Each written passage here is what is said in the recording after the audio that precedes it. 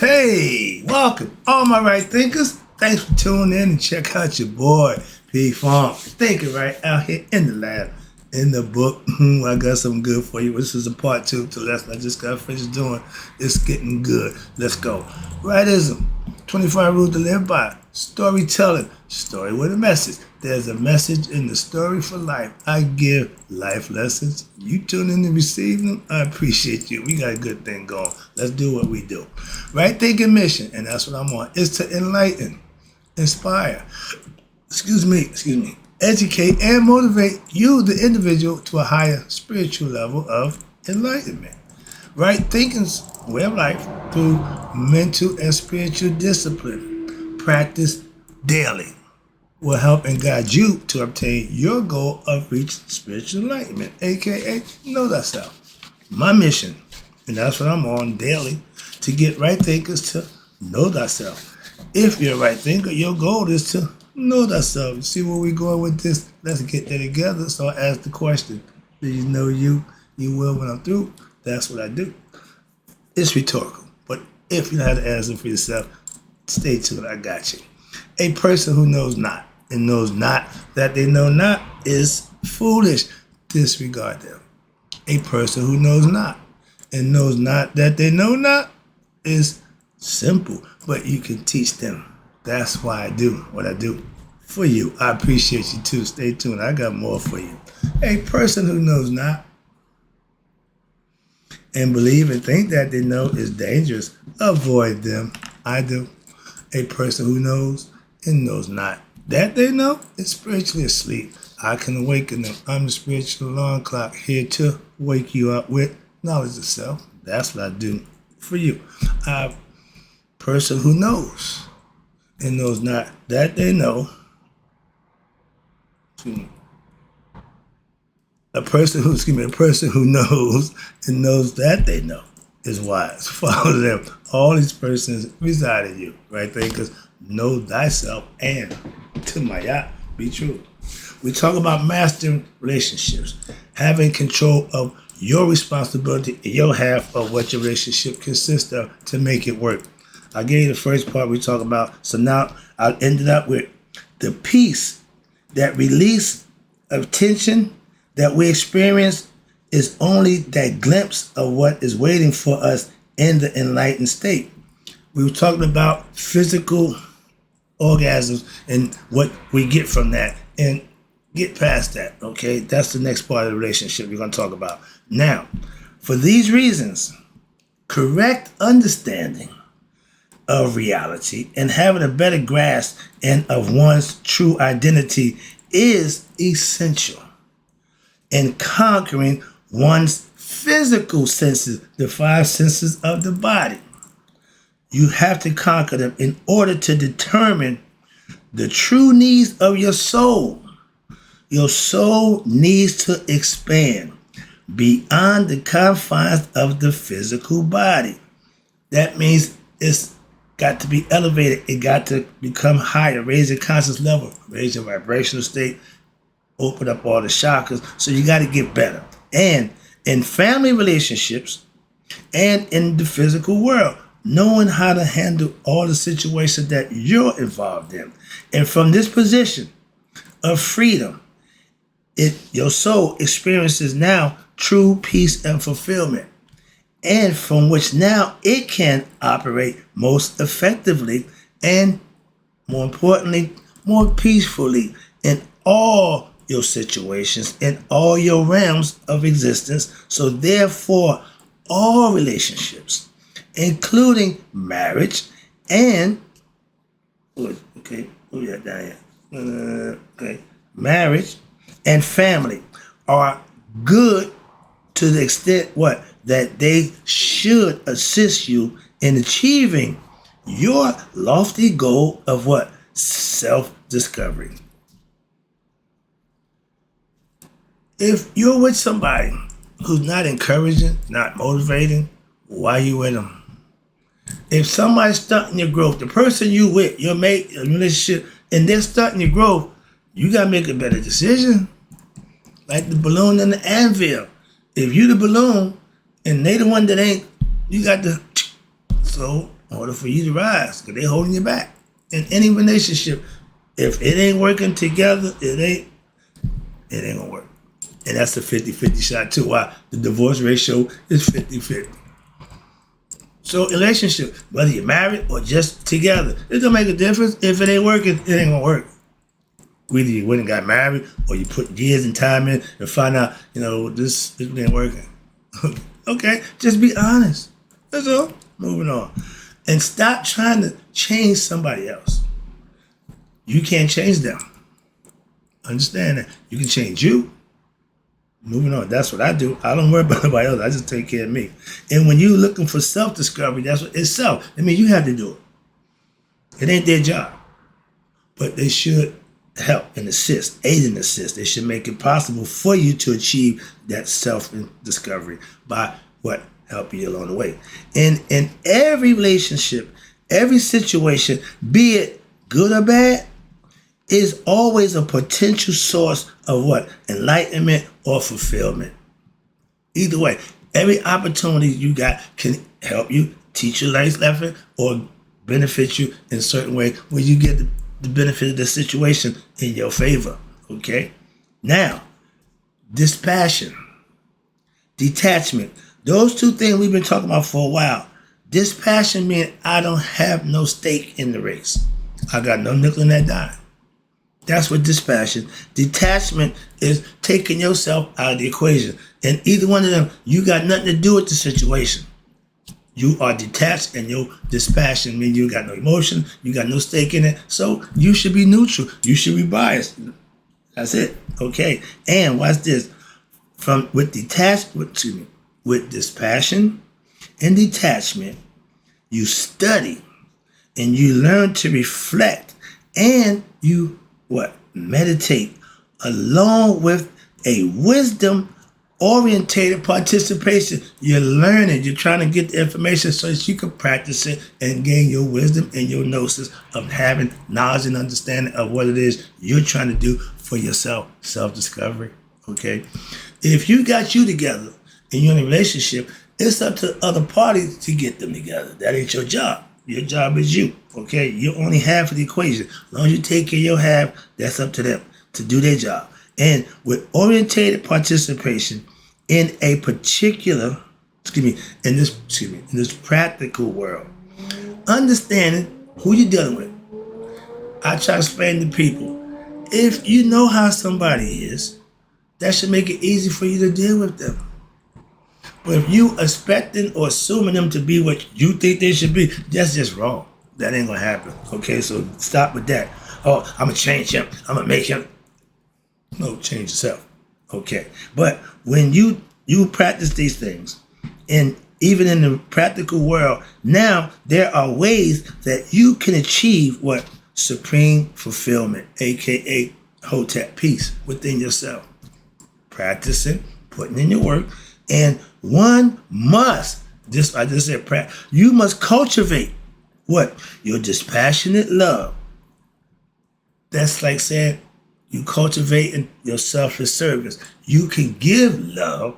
You ain't got to worry about getting it back. Just give it. Just give it. What they do is on them. Your job is to do what you do. You can give dispassionate love, and giving without, what does that mean? What do you mean dispassionate love? Okay, it means to give without expecting something in return. I show you love, give you love. You ain't got to show it back. You ain't got to give it back. I just did my job. Why? I'm getting rewarded for doing that. What you do ain't got to do with me. And my pastor said, I'm not going to let you take me to hell with you. So I'm going to do what's right. That's not easy. Moving on. After a while, it becomes easy, but it ain't easy. This provides what? It provides you with the joy and the peace that cannot come from what? Possessive, ego-based love. If you love him for a reason, which leaves you what? Now you open for what? You ready? Pain, disappointment of one's own maturity, and your spiritual insight must guide you in deciding which relationships, it's with an S, to engage in, and when and how to maintain them. If you know how somebody is, it's your decision to deal with them. I tell people, if you know this guy full of crap, you know he's a liar. Why engage with conversations that you know he lying about? Why waste your time? You ain't gonna change his personality. Just don't be bothered with him. Moving on. That's how you deal with the problem. Solve it by avoiding them. You ain't gonna change them. Man, every time he come around, he said, yeah, okay, well, when he come around, you just leave. So you ain't got to hear what he say, how he knows. No, that means nothing. Okay? A lot of that jibber jabber going back and forth. If I don't like what something you said, I'm going to tell you. Simple as that. Okay? But when you have that ego-based love, that means you love him for a purpose and a reason. That's never good. Why? Because you're going to get disappointed. If you have expectations of being loved in return because you love, that ain't the way to go. Why? 50-50. All right. Now, what's this? Give without something. Okay. To give dispassionate love and to give without something in return. Not to where you can only find fulfillment. But you must cultivate your dispassionate love. Okay? And you must understand that it's not going to always be returned. But this will provide you personally with what? Your inner joy and peace that cannot come from the egoistic concept where I got to do this, I got to get mine. Just give unselfishly. Watch this. Now, when you give with expectations, what you doing? You leaving yourself open for what? Pain and disappointment and frustration. Why? Because one's own maturity and your spiritual insight must guide you in making decisions which relationship. I just read that. Excuse me. I just went over there. Oh no, I get to the. No, I didn't. Okay. And what relationships to engage in, and how to maintain them. The best advice it tells you right here. Maya and Tahuti are the best guides. Maya is balance, keeping equanimity in your thought process and how you do what you do. Tahuti is your brain, your mind. That's the mind of God. The best teacher you got going.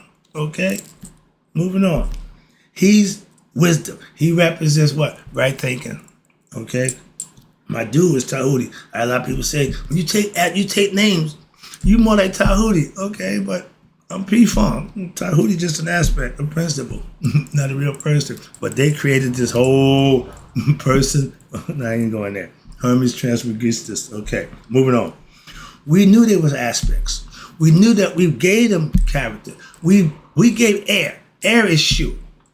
That's a man with a feather in his hat, like Maya. We gave him identity. He ain't real, but air is real. We can breathe the air. We know that, but we gave it identity. So just like we gave every other aspect of your character, that's all the god and goddesses of Egypt are. Okay, symbolized by certain animal qualities that they can symbolically mean this, understand that, the eye, all that's symbolic, esoteric, meaning you got to think, why? Because there's a hidden message there. It means something to just see it. What it makes it. Y'all see the compass in the square. It has a symbolic meaning to a Mason. They know what it means, okay? Quick lesson, the square, or you can make a circle. Circle is what? No beginning, no end. That represents God, okay? That's spirit. Matter is the box, the square, okay? The physical part, spirit and matter. That's us, human beings in the flesh. But symbolically, the Masons use it for a different, what they call a more noble and glorious purpose, meaning it's a hidden message that once you understand it, you become regal, noble, okay? Why? Because you can practice it and manifest it. And that's what noblemen are, intellects, all right? They thought at one time only the aristocrats should be educated. That means mass society, the hell with them. That's crazy. Egyptian didn't do that, okay? Moving on. Although seemingly a selfish venture, the pursuit of spiritual enlightenment, aka knowledge of self, is the most selfless process which one can engage in. Why?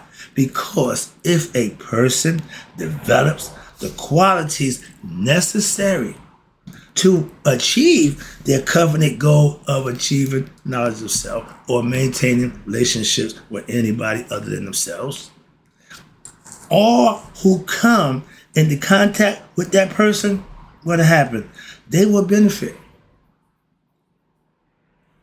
When people I engage with, I try to give advice, try to give them something they can go with, life lesson, whatever it is. But they should benefit from my presence. I try to make that possible whenever I can. That's the selfless service right there. Right there.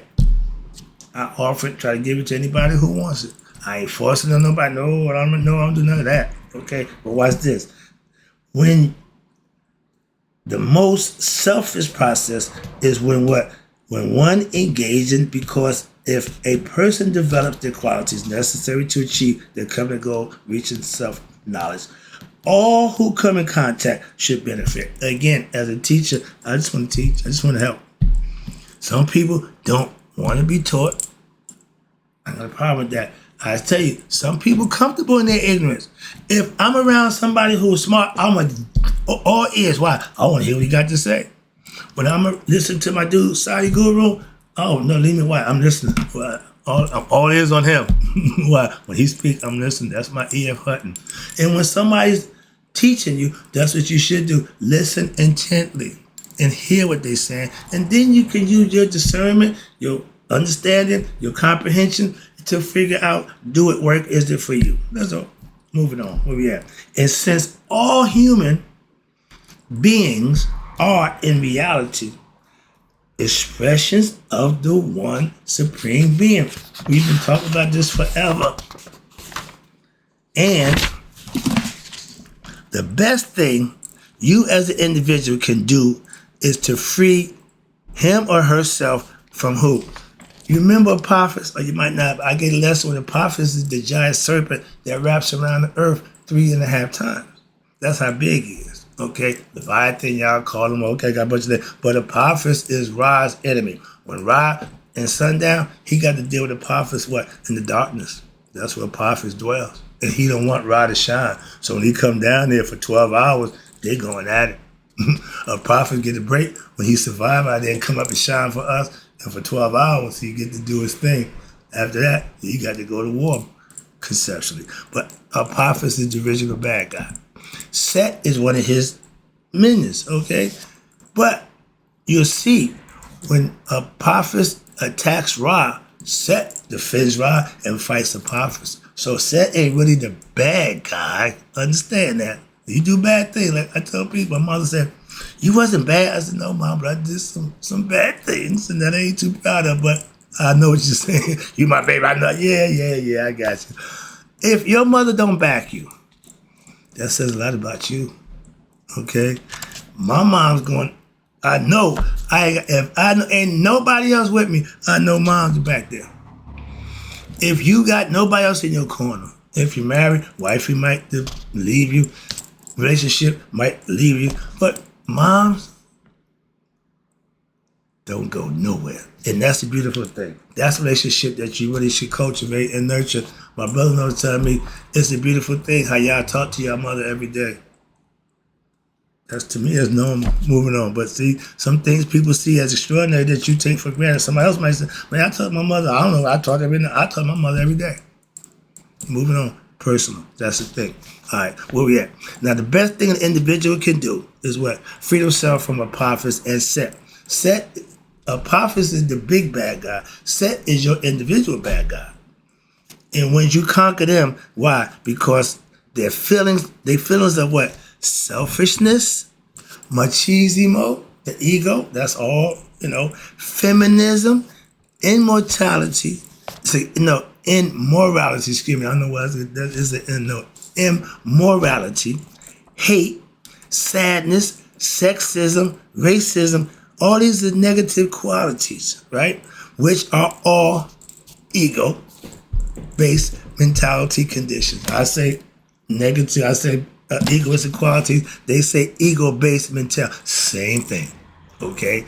And the conditions arise from what? Your ignorance.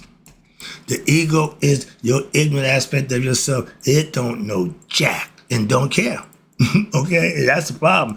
It ain't gonna do nothing. You got to conquer that ego, okay? That's the difference. And which are all these ego-based conditions which arise out of ignorance. So if ignorance is not knowing, if you're ignorant of yourself, your true self, your higher self, how do you combat that? Get knowledge of self. That's my job, to give you that. So that's what I'm here to do, just that. That's it. And watch this. As each individual is saved in the world, and thus one step closer to what? Human salvation. Your own. You are responsible for you. So therefore, doing one's best, giving your best effort, putting 100% in it, and then relinquishing what? The rest to the native is the preferred course. Y'all say, you do what you can do and then put in God here. Let go and let God. When I can't control it, I'm done with it. Okay, the same thing. Let God take over. The netters, that's what the netters are. God. He run the show anyway. So the thing, if you think you in control, think again. Okay, moving on. Now, in relationships, as any other area of your life, there are keys. And these keys are, if you want a relationship to work, you have to have these keys.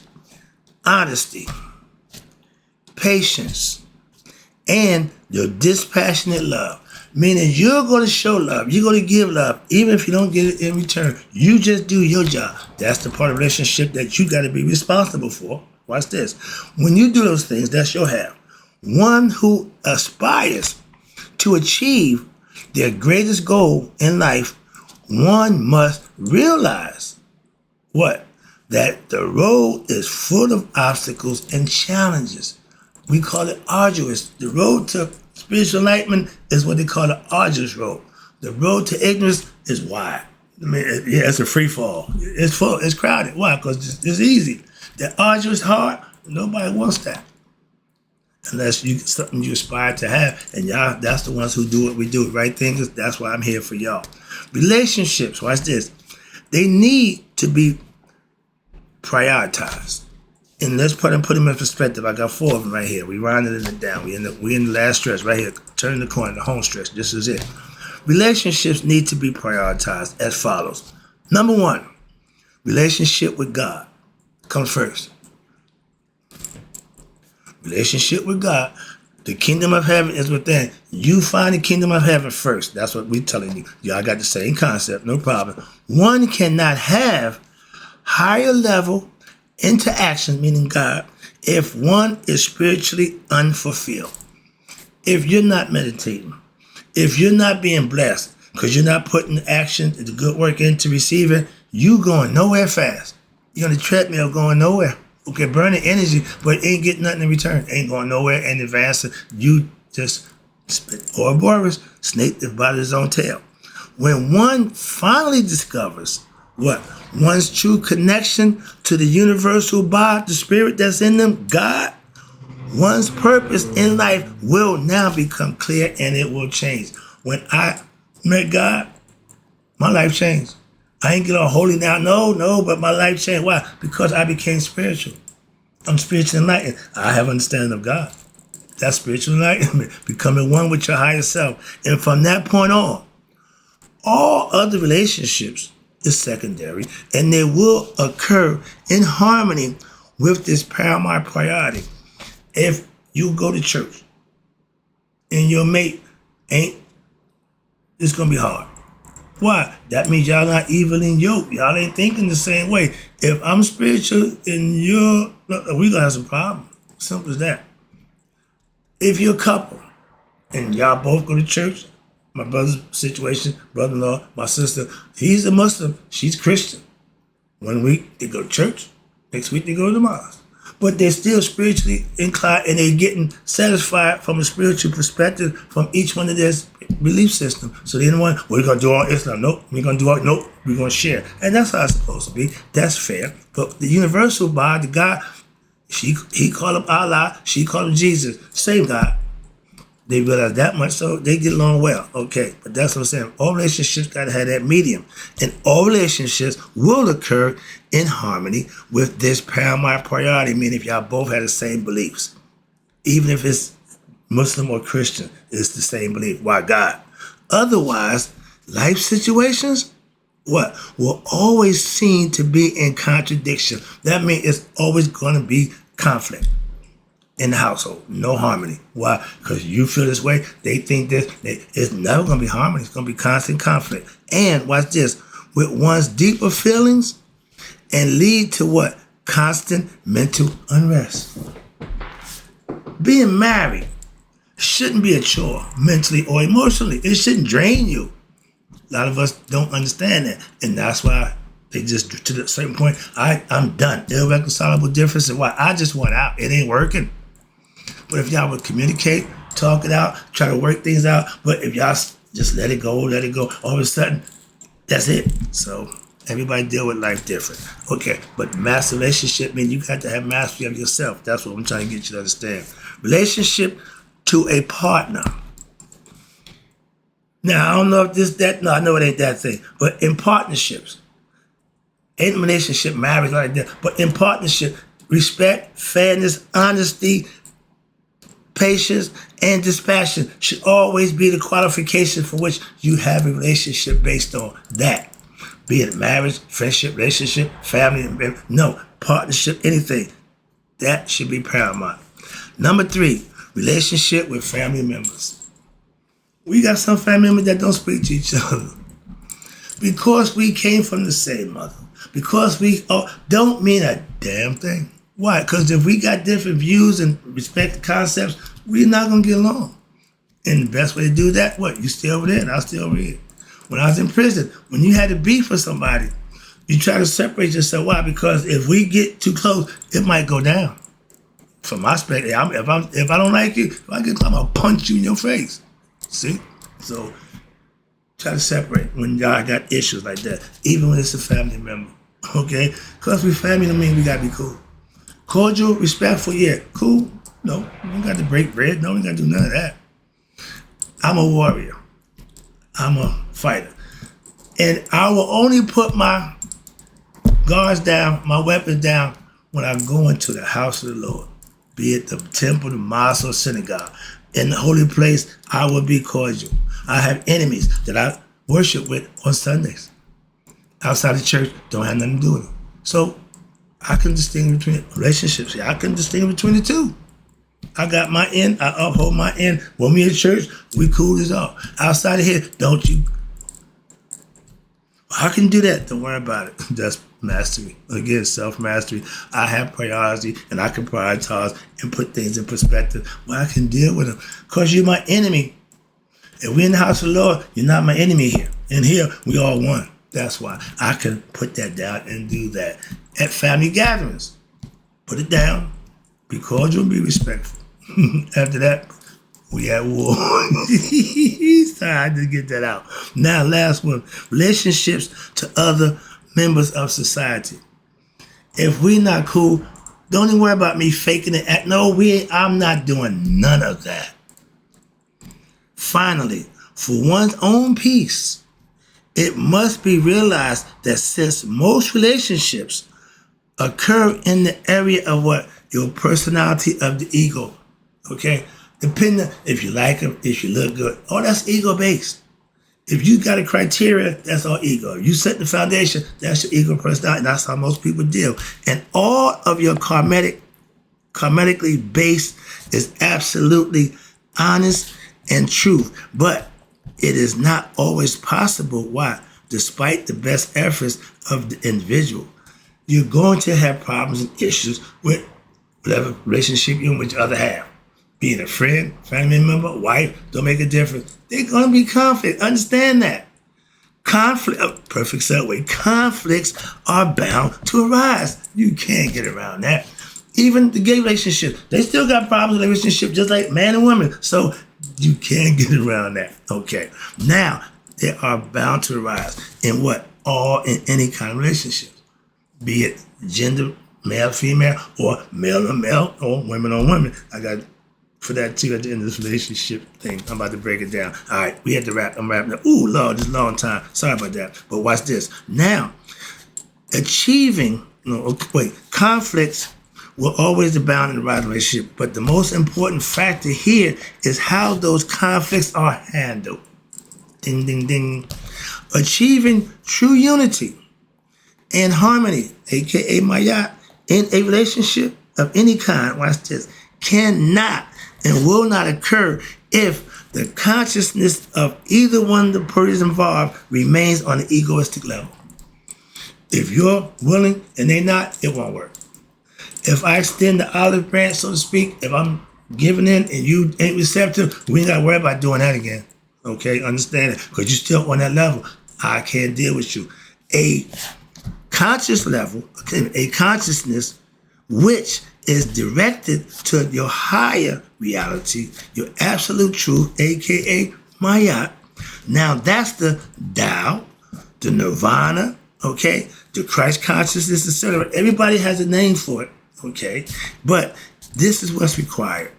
Then all the glory and the beauty which exists above may now be brought down and have experienced what? Below, as above, so below, and as well. Now then, the soul, your soul and your matter with your body, now which they are vivified, can commune as one through what? Daily meditation. That's where God dwells, in the meditative state of the mind. And wrapping it up right here. This is what was said. I'm going to read you the Egyptian proverb of controlling, subnating the sexual life and force into spiritual and psychic power. Bunch of fluff. So I'm going to read the end result. This is it. It says from the Egyptian book coming forth by day, the virtuous must be able to say, this is from the 42 Confessions of Mayat. This is my favorite. I have not committed adultery. Okay, yeah. No, it's a little more. This is the coup de grace.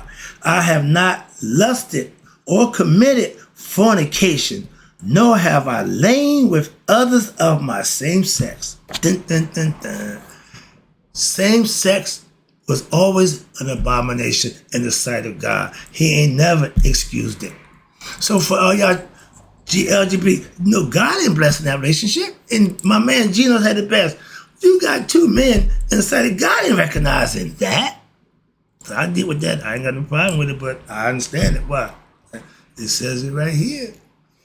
It ain't my way. It's the way. I just practice what I know. I just give it to you the way I get it. I hope you understand it. That's the lesson. Right thinkers, may you all let it be 100. Me, 100 minus a day. And so I never know all my right thinkers have passed away. I'm noticing lessons getting a little longer. I hope you enjoyed them. I got to go. I'll be back.